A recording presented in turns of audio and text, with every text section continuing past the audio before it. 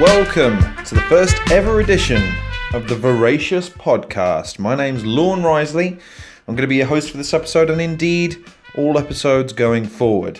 For those of you who typically tune in to watch my channel Halcyon and are perplexed to see why there is yet another video podcast or video playlist title, the simplest explanation I can give you is it's a crossover video to promote my new channel, which is called Veracious. The reason behind that.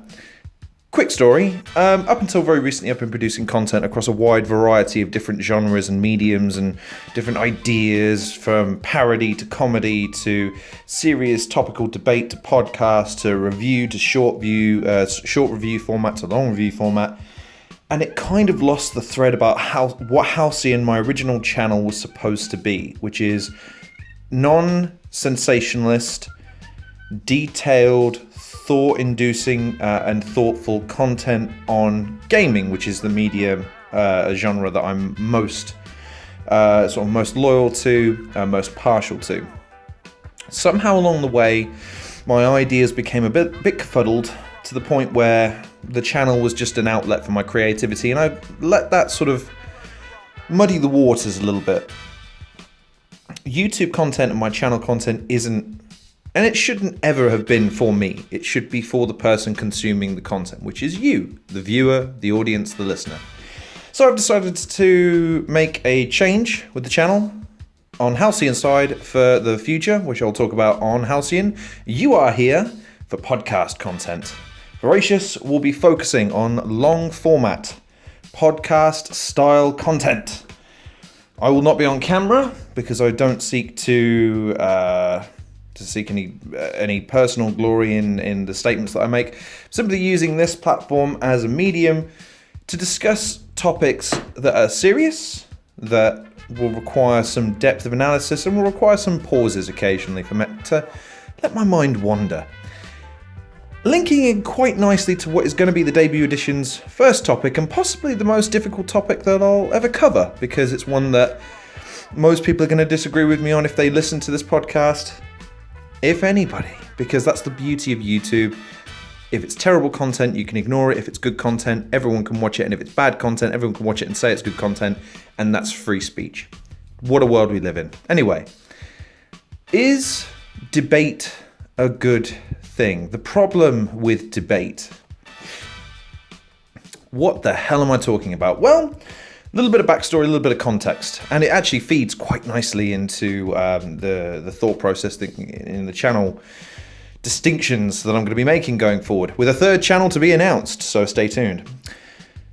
As far as the topic of conversation for today, recently I've been partaking in a lot of content surrounding the debate Jordan Peterson has been taking part in with regards to his stance on free speech, which has then divulged into the transgender movement, into the sexism argument, to the Me Too movement, to all different manner of social constructs and social debates that sort of come along with it. But having listened to all of his debates and the majority of his content on long format and short format, it seems to me that effectively his beef stems with an initial attempt by the Canadian government or part of the Canadian government to impose a law which made it an offence to not address someone by their gender-specific pronouns, which he inferred was an affront to his free speech because it categorised him as invoking hate speech.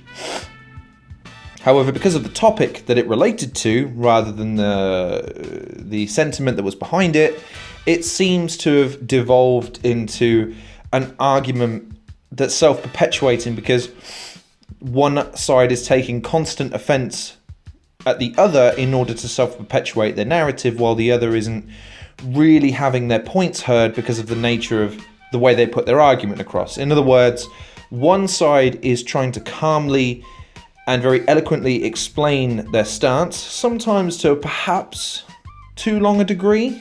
I would share that same flaw, unfortunately, while the other is simply hearing what they want to hear in terms of perpetuating their own perspective, what they think should be at the top of the agenda. So why the title of the video and why the nature of the question that I pose? Well, I worry that debate these days has devolved into there isn't really anything you can't argue. And I worry about that. Again, a little bit of backstory in relation to the context. The statement that stands out to me in that there's a particular exchange which is on the agenda, which is where Jordan Peterson became most prominent, was with another professor who I believe was transgendered, arguing that there's no biological difference between men and women. What relationship that has in conjunction with his concern that imposing a law that says you have to say certain things, or that your refusal to say certain things would land you in trouble, have any correlation between the two worries me, not least of which the lack of scientific basis behind the statement. Here's the way. If I had to, and again, this is veracious. I'm going to say it as best I can, like I see it, and I'm happy to debate anyone on these points. Here's my stance on the gender debate. If you can make the babies, you are a woman. If you help produce the babies, you are a man. If you do neither, does it really matter how people address you? Because, to be honest, if we all know your name, I'm going to stick to your name, because I don't see the need in 29 to 50 pronouns when, if you're saying that the only thing you want to distinguish you is something that's identity specific to you, doesn't necessarily have an inflection towards being male or female, typically male or female, then that is what your name is for. And as far as I'm aware, you can choose that. Even if you're not talking about a gender argument, I could change my name to Alarm Clock if I wanted to by default. That would be my choice as a free-thinking individual. Names are not necessarily gender specific these days, and to be honest, I don't really have a problem with that. What I do have a problem with would be speech being enforced on me, or speech being taken away from me without good reason or cause in both instances. But to get back to the point, that debate got me thinking about how anyone can take virtually anything these days and make an argument out of it that they would then argue to the death, ignoring facts along the way. Now, maybe this has been the case for some time. It's difficult to say.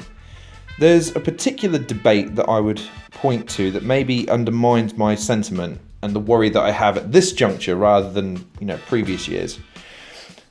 The Monty Python creators were once on an interview segment with the BBC, I believe, with a cardinal, if I'm not mistaken, and with a religious minister or a religious politician who were both there to debate or at least confront the Monty Python writers on the Life of Brian movie, which had been released recently to, at the time, a lot of controversy.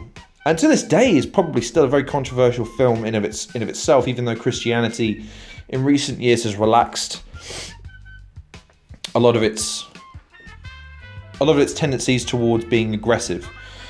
Other religious sects will perhaps follow suit in the years to come once they see sense in trying to keep with the more liberal times that we're in.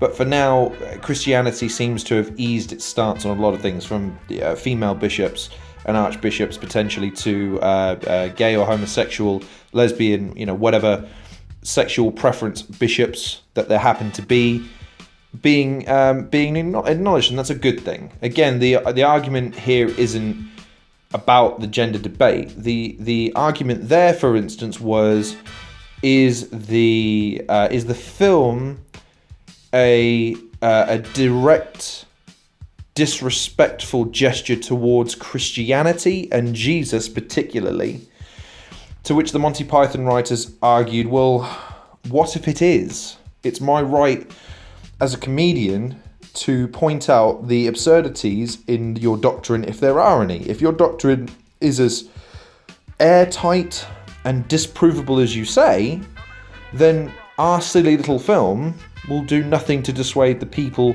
who follow your religion. This was a point that really wasn't heard by the other side. If you watch the interview and the way the interview progresses, the religious gentlemen were very quick to be snide and quite aggressive, albeit passive-aggressive to a certain extent, in terms of putting arguments forward that really had nothing to do with the film and the context of the film. I think it's fair to say that if you were to ask them if they'd have seen it, they'd have said, I know what's in it. But that's not the answer that you should be giving. It's, yes, I saw the film, and these are the reasons I have a problem with it. These are the reasons why I have particular offence, which is that someone who I hold sacred, you are mocking openly for unjust cause. I could understand that, and if any offence was given in that situation, I'd apologise. If it weren't for the fact that religion, in that context, the creators were arguing, is a fallacy of society that has been imposed on society for the longest time, despite the atrocities committed in the religion's name.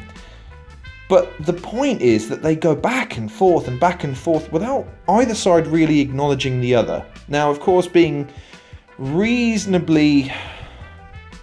I'd like to think I err on the side of moral caution more often than not, but there's sometimes where I just take a stand on things. And in that instance, I side with the Monty Python guys, which is they have every right to poke fun at whatever they want to poke fun at. You cannot inhibit the ability to poke fun at something if there is humour to be had, so long as it comes from a certain perspective or a certain viewpoint.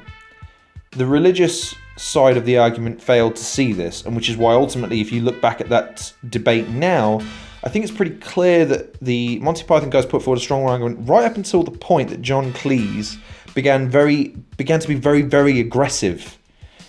It was entertaining, but I feel it undermined his argument, which is where Jordan Peterson comes into the fray on the flip side. I feel that Jordan Peterson isn't aggressive enough. There are moments in his arguments where he succumbs and sort of bows his head, doesn't look, laughs, and allows people to talk over him. And that's a problem, because this comes back to a point I've made on a couple of occasions that maybe is controversial. I don't know. I don't know if people would disagree with me on this because it threatens them to a degree. But I'd make an argument against it, and I'll tell you why. So, I believe not everyone... If we're going to break it down and say it as blunt as possible, again, Veracious, I'm going to say it like it is. I don't believe everyone is equal.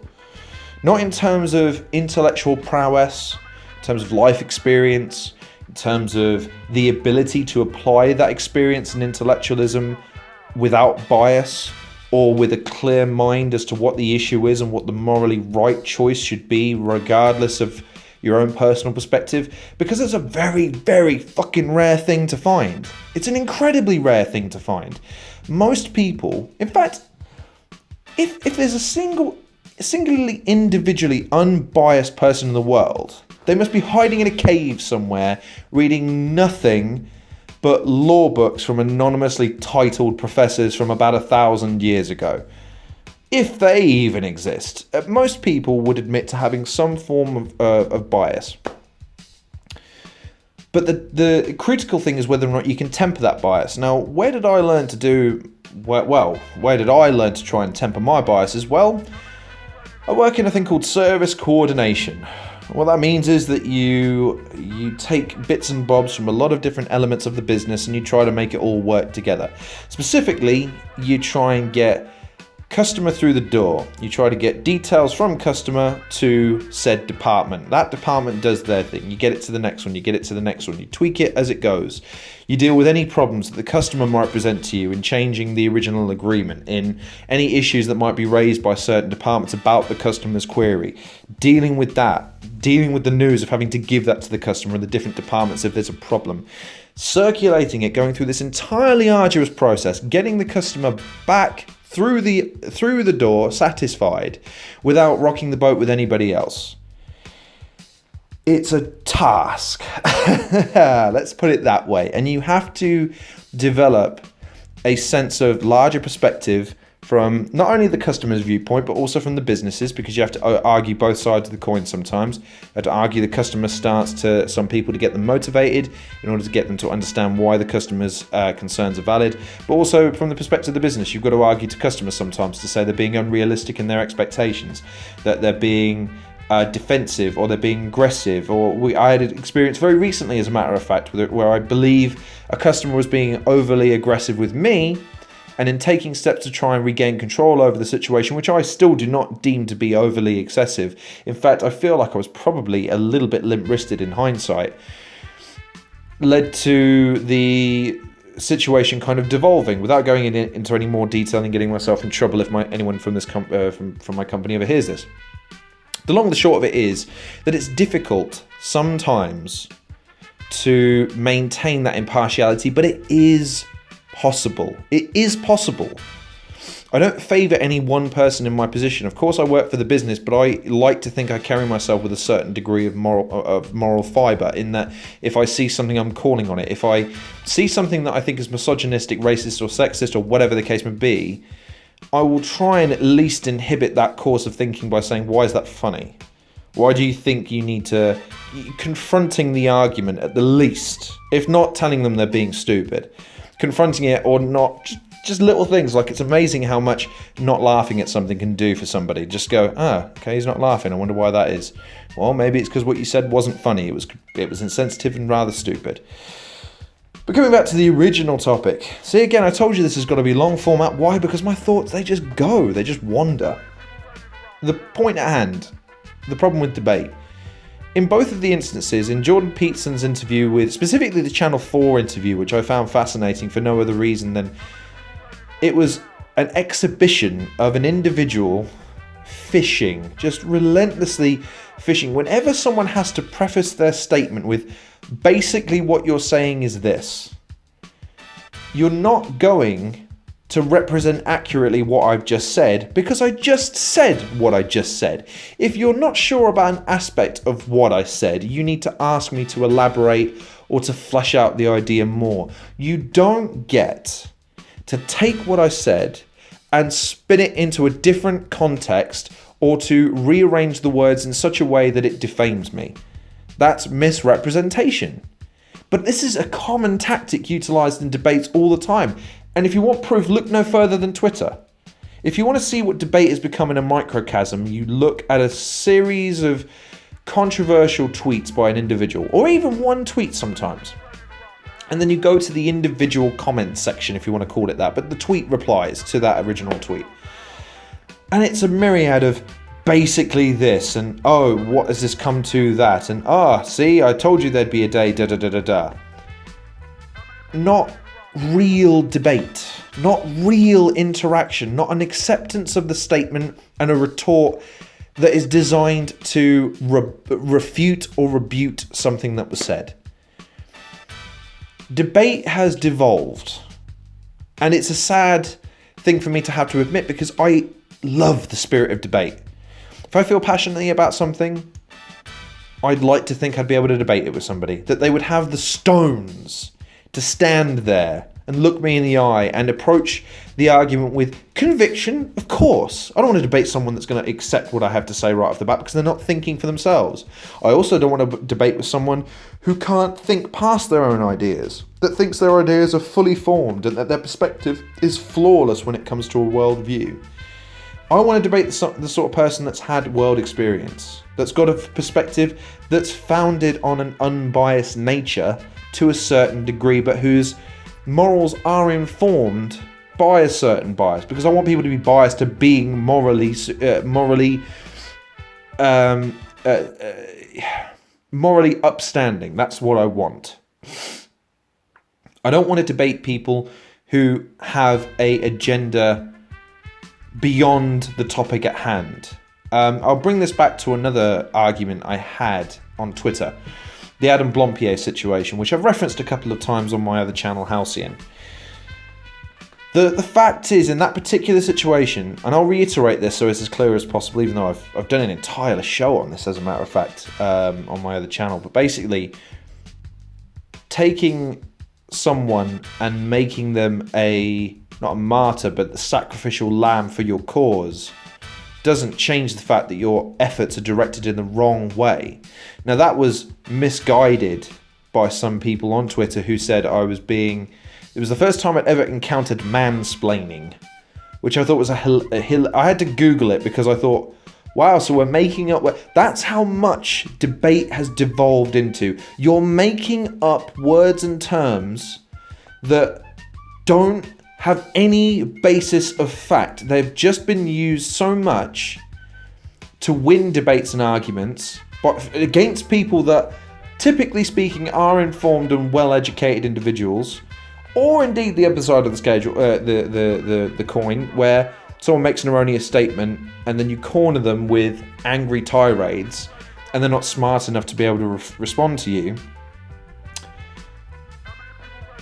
I got so frustrated in that situation because I know if it had been a face-to-face sort of situation, it would have been a lot different. But that's the platform of Twitter, and it's ultimately why I've decided to stop debating people on Twitter, because it's not the right format for it. Hence why, going forward, if I ever have an opinion on a controversial topic or there's something I see, that's where Veracious is going to come in, ladies and gentlemen. So in long and short, I want to make a point about the topic of debate, and it's possibly something I've referenced in the past. It's just something that I advocate very strongly. If you're going to debate, then the very little that I ask you to do, especially if you decide to debate me, is a couple of things. Number one, have you considered your opinion from the perspective of the other side? Why should you do this? Well, number one, it will help you round out your argument a bit better. Number two, it will help you decide whether or not you are indeed biased, because if you can't see past your own experiences and try to at least examine it from the perspective of the person you're arguing against, then maybe you're not going to debate, you're going to shout at the person for 5 minutes. I'd ask you to always be considered in your arguments. Stop taking things and stretching them to ridiculous proportions in order to justify your point.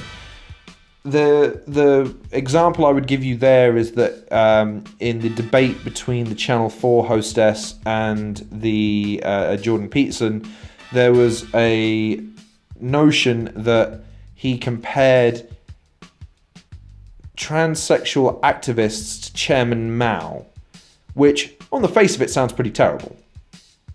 What he was saying, however, was he was comparing the Marxist viewpoint to the left-wing activist viewpoint, in the sense that their philosophies extend to the same degree, which is why he fears the outcome.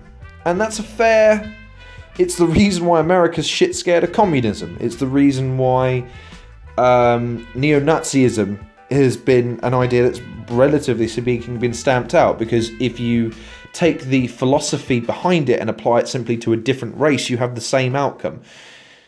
That's basic logic. It's the same as anything else. If you take a standpoint and apply it to a different person, you get the same result. Why? Because it's the same philosophy, it's the same methodology. However, the excuse there was, you think, and this was what was reflected to him, you think that female activism or transsexual movement is going to lead to the deaths of millions of people. Now, that's not what he said, but the philosophy stands in the sense that Marxism was allowed to thrive, freedom of speech was quashed and to a degree marginalized, and that's what he feared ultimately. Debate you have to remain focused on the point, because otherwise we don't hash out anything. Debate doesn't... The whole point of debate is to progress the topic. It's not necessarily to... This is the thing I think people forget sometimes. It's not necessarily to win. I've never had any problems losing a debate. So long as both of us walked away, hopefully, with a slightly better understanding of the topic, with a slightly greater understanding of both of our standpoints, and indeed the opposing standpoint, that the audience, or whoever happened to bear witness to it, had their viewpoints informed to a certain degree, and that the topic somehow moved forward, and we got closer to either reaching a consensus, or a consensus was reached. Somewhere in the middle. Now, if that means my viewpoint ultimately goes over with little to no resistance from the other side, so long as that's the ideal for the topic. Not, well, my idea is the best because I've decided it's the best, so if you don't agree with me, you suck. Because that's not debate. That's teams. And ultimately, again, maybe I'm alone in this, I consider humanity to be a team. We're all on the same side. We're all fighting against the same opponent. Father Time is claiming us all sooner or later. So why not all work together for the betterment of the life that we do have, that we've been blessed to have been given by whatever cosmic entity or whatever force of fate has decided to give us this opportunity to live, breathe, be cognizant. And the reason why is because debate is a powerful tool to be able to change the minds and progress things, motivate people to do the right thing, to change their lives. 20 years ago, I remember them coming around to schools and telling people, stop littering. I remember at the time not even thinking about it. I didn't litter, I just put stuff in the bin.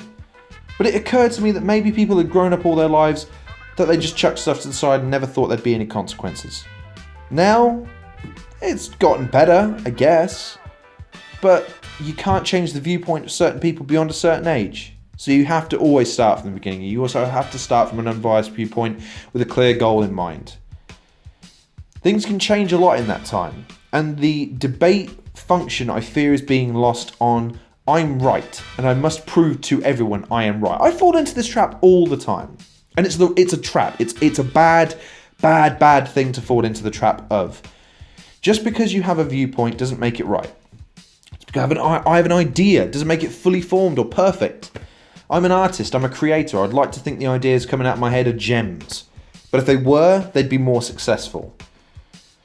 They're not, so I have to accept culpability for the fact that they're not. And just like that, people have to accept that sometimes their opinions might be erring on the popular side, but popularity should never determine moral superiority.